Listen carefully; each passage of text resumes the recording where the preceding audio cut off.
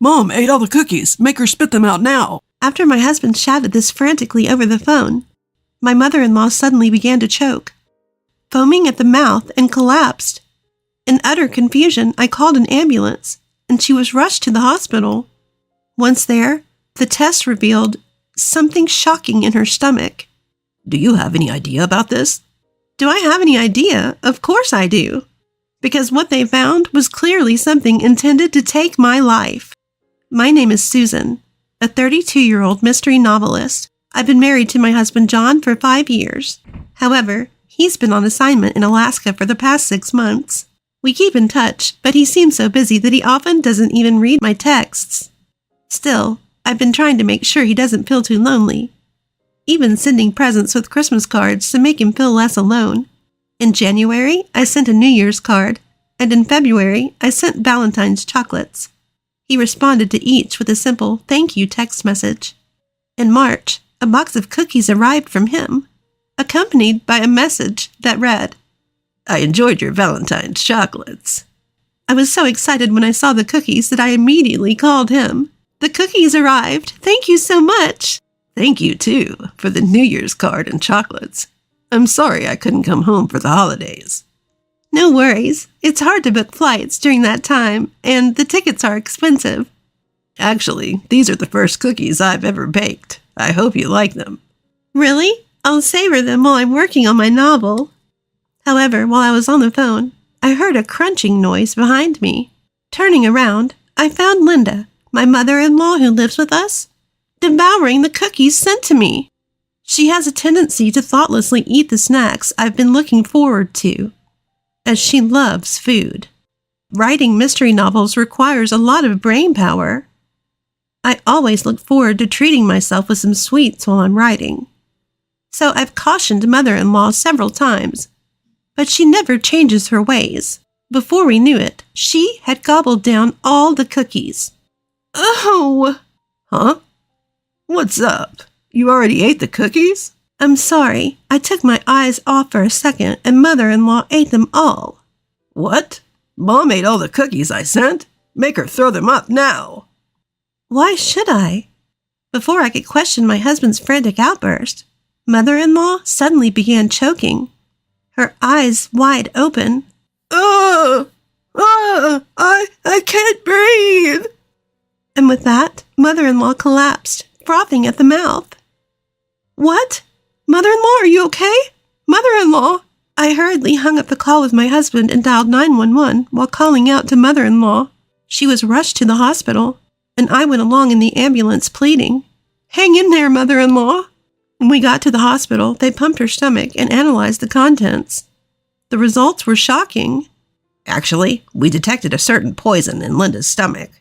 The doctor went on to explain to my stunned self that the poison was a highly dangerous substance, odorless and tasteless. It could kill a person with as little as 1 to 3 ounces, and mother-in-law had ingested more than half of that lethal dose. She would need to stay in the hospital for a while for treatment. I hate to ask, but do you have any idea how she might have ingested this poison? At the doctor's words, I remembered what mother-in-law had eaten just before, and I felt a cold shiver of terror. This couldn't be. It had to be a mistake. I sat in a chair by my mother-in-law's still unconscious form, my thoughts a blank. But I had to confirm. As soon as I got home to prepare for my mother-in-law's hospital stay, I called my husband. He seemed worried about mother-in-law's sudden collapse. Is Mom okay? It looks like she'll have to stay in the hospital for a while. She's unconscious after ingesting poison. Poison? How could that be? So I need to ask you something. The cookies mother-in-law ate just before she collapsed, you made them, right? Are you trying to say you suspect me? Suddenly my husband's tone hardened. But from the situation, that's the only explanation that makes sense. Susan, if you're a mystery writer, you should know you can't accuse someone just based on circumstantial evidence. Are you trying to treat me like a criminal without any real proof? My husband criticized me harshly. It was frustrating, but he was right. But then he said something that made me question my ears. If anything, you were the one closest to Mom. You're the one who looks suspicious. What? Are you trying to pin the blame on me? Well, you started this by suspecting me first, didn't you? We ended up in a blame game for a while. Finally, my husband lost his temper. Enough. You can't call the cops without evidence. Anyway, I'm not coming back, so you better take care of Mom. He slammed down the phone after yelling at me like that. I was shocked, having just had an argument with my husband and then being accused by him. I stared blankly at my phone for a while, but slowly anger started to bubble up within me. Oh, so that's how it is. If you're going to play that way, I'll collect the evidence myself and corner you. Pumping myself up, I grabbed a pair of white gloves and a clear bag used by police to hold evidence from my study. Originally, I bought them as props for the mystery novels I write. Who knew life would bring me a moment to use them in reality? But even with all that said, I didn't know where to start. After all, this was my first time dealing with a real-life situation like this. Despite writing about such things in my novels, I decided to start by examining the area where my mother-in-law had been. The scene was left untouched since the chaos when she fell ill, not even vacuumed. Like a bloodhound, I crawled around the sofa where she had been sitting, and the surrounding area, straining my eyes looking for anything. Is this a piece of cookie? I found something that looked like a piece of cookie my mother-in-law had been eating, picked it up with tweezers, and carefully put it into the bag. Each piece was small, but my mother-in-law often spilled her food, so I managed to collect enough to test for poison. I was also able to gather crumbs from the original cookie box. But this alone wouldn't be strong enough evidence. As my husband said, it's possible that I could have planted it, unless I can get a solid piece of evidence that clearly points to my husband. At this point, a question occurred to me. If my husband really did it, how did he obtain such a dangerous poison? I decided to look into how he could have acquired it. So I phoned a police officer acquaintance of mine, whom I'd gotten to know during research for my novels. As I listened to the police officer's explanation and took notes, I reached a certain possibility. Although I had hoped it wasn't the case, that's what it was. In fact, I had been recording all of my conversations with my editor to refer back to later. I had a hunch about my husband's behavior, so I played back our past conversations, and my suspicions were confirmed. That's right, he no longer loves me. I loved my husband. I never missed giving him presents on occasions like Christmas, New Year's Day, and Valentine's Day, and always kept in touch regularly. But his heart was already moving away from me, realizing that he might even harbor ill will towards me. Tears involuntarily streamed down my cheeks. But crying alone doesn't solve anything. I called my mom, explained the situation, and asked her to take care of my mother-in-law, then hastily booked a flight and a hotel to Alaska, keeping it a secret from my husband. Once there, I staked out the apartment where my husband lived alone. Alaska in March was still covered with snow. I layered a heavy sweater under my down jacket, and, shaking from the cold, I watched my husband. When he left, I carefully followed him, camera in hand, making sure not to be noticed. This was purely my determination and stubbornness. Nevertheless, after a few days, I had collected all the necessary evidence. Now it was time to corner my husband. I stood in front of my husband's apartment and rang the doorbell. Hey, what? Susan, what are you doing here? Hello, John. It's been a while since we've met face to face. With a grin, I casually said, Standing around in the entryway is no good. Let's talk inside. And I made my way into my husband's room. So what brings you here? With a grumpy face, my husband served me a weak coffee. It was his roundabout way of asking me to leave. Oh, is it so inconvenient for a wife to visit her husband? That's not exactly what I meant. You don't have to lie. You have a date with another woman after this, don't you? My husband, who was in the middle of sipping his coffee, spit it out in surprise, coughing violently. Oh, did you come all the way to Alaska just to say that? Of course not. I have something more important to discuss. I want us to get a divorce. Please, sign the papers. Whoa.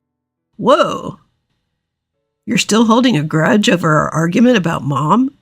You need to stop with your delusions. While staring at the divorce papers I handed him, My husband expressed disbelief, but there was a look of panic on his face, and he was breaking out in a cold sweat. If you're saying I did it, then show me the evidence. The cookie is inside Mom's stomach. I bet nothing's left. I thought you might say that, so I've gathered some evidence. I'm not so reckless as to fly over here for $500 one way without proof. I first showed him a fragment of a cookie in a clear bag. First, a piece of the cookie you sent. It's enough to detect poison. Even if poison was found in my mother-in-law's stomach, it doesn't necessarily mean the cookie was the cause, so we'll examine this. But like I said before, there's a chance you put poison in, Susan. I asked a police officer friend about the poison, and it's not something easily obtained. It's not something a layperson can get through normal channels. It would have to be from a specialized pharmacy. That makes it even less likely to be me. I don't work for a pharmaceutical company, and I'm not a pharmacist. My husband slammed his palm on the table to try and intimidate me and end the conversation, but I calmly continued. That's why I thought there might be an accomplice. You seem quite close with this girl, don't you? I presented the next piece of evidence, a photograph. It was a snapshot I had taken while tailing my husband. Seeing it, his face twisted in shock. In the photo was a woman clinging to my husband's arm in a very intimate manner, and my husband had his arm around her waist. Her name is Anne. She works at a nightclub. I took this photo in Anchorage. Susan, aren't you ashamed of yourself for taking secret photos like this? Aren't you ashamed of getting close to a nightclub girl while you have a wife? In response to my counterattack, my husband choked on his words and glared at me with resentment.